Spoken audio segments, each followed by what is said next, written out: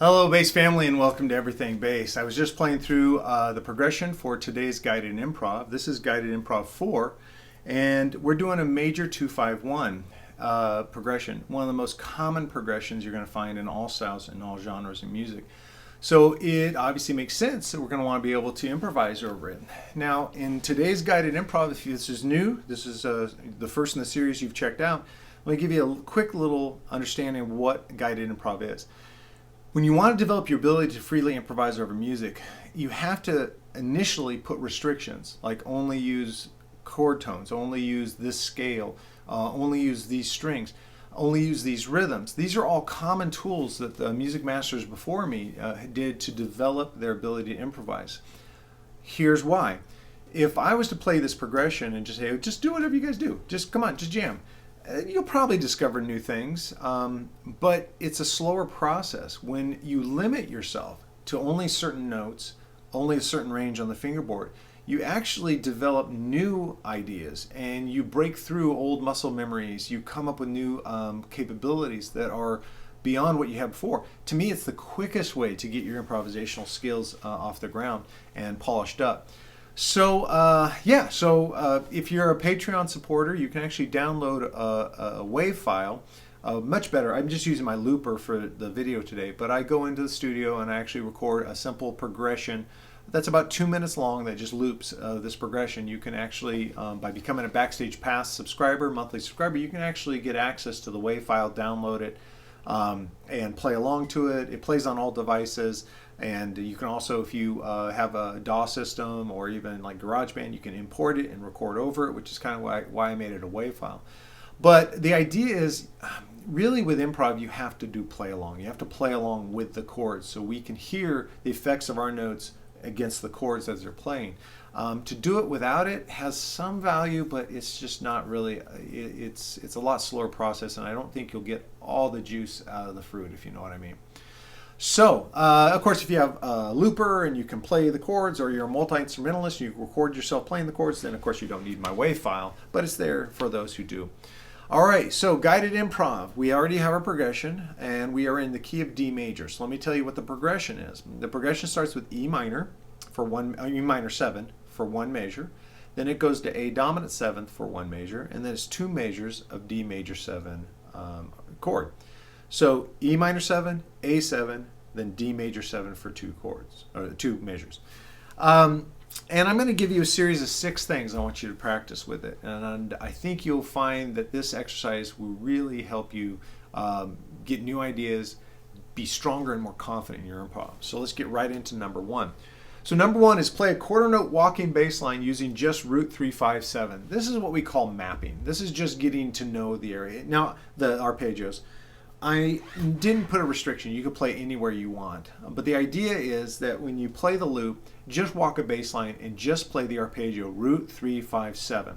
Initially, I don't really say just play them in that order, but I think if you're new to this and you're a little bit tentative, one thing you do is just play the arpeggio. Like I'm going to play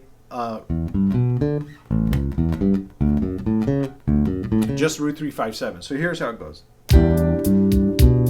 A7. Now you can just play those notes but change them up.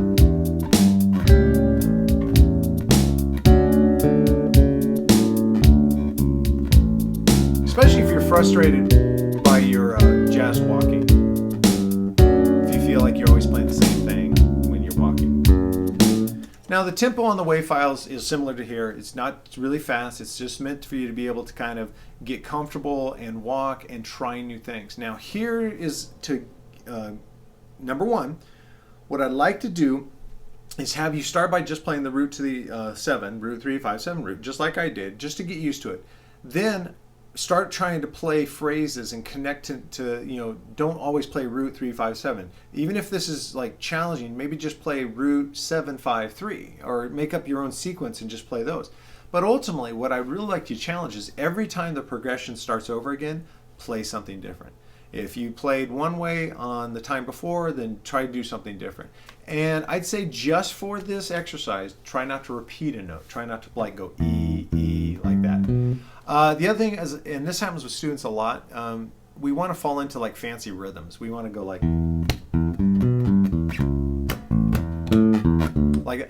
no, just quarter notes. Sometimes we use like rhythm devices or sustain notes or rest to cover up for the fact that we just didn't know what note to play next. It's better for you if you just get used to playing quarter notes. Play time, just kind of bum, bum, bum, bum. And if you get lost in the weeds, stop everything and just work out where'd you get lost, and I promise you, just a little bit of time every day playing over a progression like this, you're going to get stronger at walking and you'll make better decisions. Now, we're going to go on to number 2. Number 2 says, now do the same as number 1, which means just play chord tones, but start every measure on the third of each chord. So, bass players, because of all of our upbringing and playing maybe commercial styles of music, we get used to always starting every chord by playing the root. So like in this case, we would play the E first and then something else, then we play the A and then something else, and we play the D and something else. And there's a place for that, but it's so limiting because it's so great to be able to know, like, okay, what if I start on the third of each chord? In this case, you might find it beneficial to sit real quickly and say, okay, on E minor, the third is a G. So you can think, okay, when the E comes out, I'm going to start on a G. When it goes to the A, the third is a C sharp. When it goes to the D, the third is an F sharp. So then playing over it, you can get stuff like this.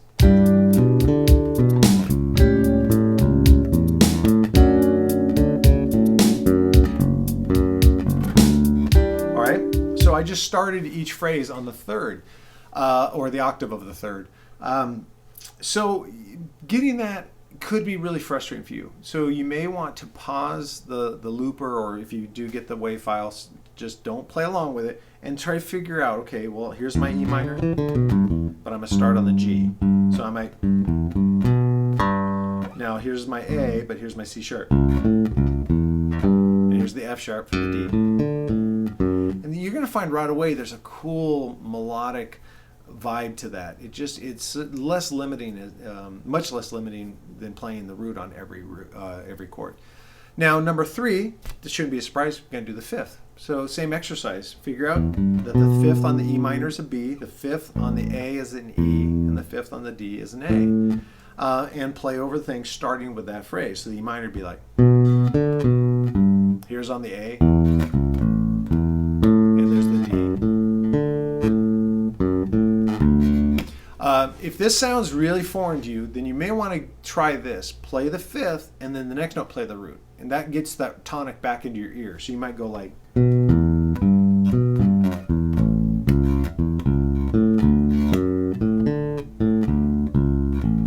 see? These exercises are valuable. Again, I was using different rhythms there, but just kind of playing quarter notes is really the most helpful. Then you don't have to worry about, is this a cool rhythm? You just think melodic. Just think melodic. Don't think rhythmic at all. Just quarter notes. And that, again, is a limitation, but it helps you grow faster. All right, let's look at number 4. Play an 8th note only melody using just the chord tones and staying below the 6th fret. So now I am kind of saying, okay, we want to stay down here. This is because a lot of players, when it comes to like E chords, any kind, E major 7, E minor 7, E dominant 7, because they're used to learning the pattern like this, they shy away from down here because it looks different. The pattern looks different. So I'm kind of forcing you to play down there. Now 8th notes, that means you want to look at the full position. You want to realize that E minor 7 is this. All right, and that's all the notes I can play below the 6th fret. Now how I visualize this is I've got the E, the minor 3rd, the perfect 5th, the minor 7, and then I start on the E again and I play the minor triad just more. So, all right. Now with the A7, same thing. People shy away from an open A, but you have to this time. So you go, A is open, C sharp is the major 3rd, E is the 5th, G is the minor 7, then you got the tonic again. Now, we can reach up to the 6th fret. Although I say below the 6th fret, you can include the 6th fret if you want to put that C sharp up there. So A, or like that. And of course you can play the E below, you can play the G below the A. All those notes are available. And lastly, we've got the D. So this one's a little tricky because on a 4-string, the lowest D we can play is here, so it's going to force you to farm a lot of ideas below. But you have the root, the major third, the perfect fifth. You can play the C sharp again, which is the major 7. It requires, big shift, but it's worth working on. It's there for you. And then you got the major 7 below the root. You've got the fifth. You've got the major third. So you got to be able to kind of map those out. And so before you even try number 4, exercise 4, map those out, get used to them. Now, then, again, playing along with the time, you would just play 8 notes per measure. So it'd be like 1 and 2. So I'm on the E minor, sorry. So I'm there. Now I could do the A7. And here's the D. And of course, there's 2 measures of it, so I could just, keep playing. I love this exercise because it's really making you stick to consistent 8 notes, no long pause, no long notes, no rest or anything. Just continually play. I don't care what note you start on or anything. Just kind of get used to that. Now, when we go to number 5, now you're going to do the same, but you're going to stay above the 6th fret. So everything you learn down here, you kind of have to be able to do up here. And then I think you'll find most students find it easier because they're used to playing up here. And then the D. Now, one thing I will tell you that I like to use pinky root fingering. Now, all that means is, like on the E minor 7, I'll put my pinky on the 12th fret E, the minor 3rd here, the perfect 5th, the minor 7, the octave, and I got the minor 3rd. So I'll sit, and I technically the minor 3rd here. So I can play this arpeggio E minor 7 this way. Now with the A7, I've got this. Because here's my root, major 3rd, perfect 5th, minor 7. I can come back down, here's the root, but there it means the minor 7's there, the 5th, and the 3rd's there. And then of course you have the D major 7. So I can play this 8th note exercise here, staying really in these 4 frets, 9, 10, 11, and 12. So check it out. So here would be the E minor, the A7, sorry, and then the D.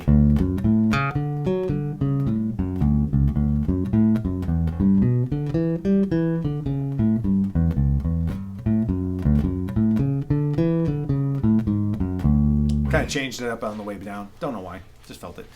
Okay. So let's see. Yes. Now last one. 6. Unit 6 or Guided Improv 6. Play an 8th note only melody using just chord tones and make sure that the last note in a measure resolves to the nearest chord tone in the next measure. Now that's a lot of words. So let me tell you what it really means.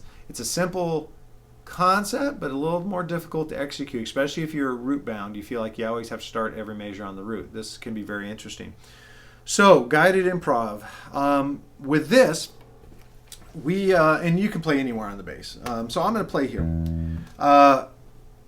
Here's how I would recommend, if this is a new concept to you, is don't start the metronome, don't start the loop, don't play my wave file, nothing. Just sit there and play E minor arpeggio, play 8 notes constant. So I end on the G. Now, my next chord is A7. So we can go, okay, well, with A7, what's the nearest chord tone? Well, in A7, G is actually the minor 7, so I can go 2 frets up to the A, or I can go 3 frets down to the E. Well, the nearest would be that A, so I would slide up. In this case, it is the root. So yeah, and I would play 8 notes. 1 and 2 and 3 and 4 and... Now, I ended on G. Next chord is D major. F sharp is the 3rd. I'm on G, so obviously the closest chord tone is that F sharp. When the chord goes from D, 2 measures of D, I don't necessarily between. You just play the arpeggio because you're going from D major to D major, so you're probably going to play the nearest chord tone anyway. So do you understand that? So I play, and then I resolve to the nearest chord tone, and then the nearest chord tone. Now I'm on the A.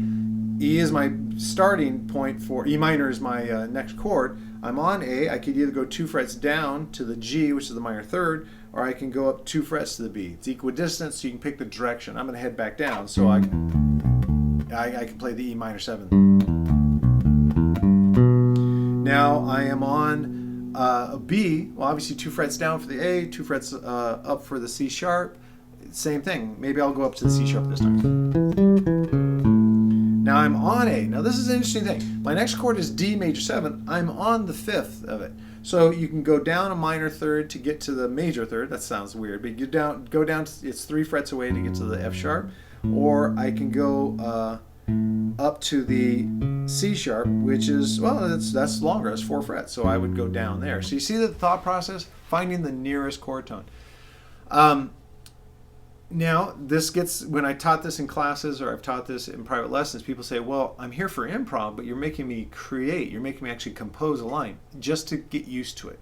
Because after a while, you'll start to see these patterns in your head. You'll start to recognize the notes by name, and you won't have to think about it. And you'll just have to, you'll just automatically resolve.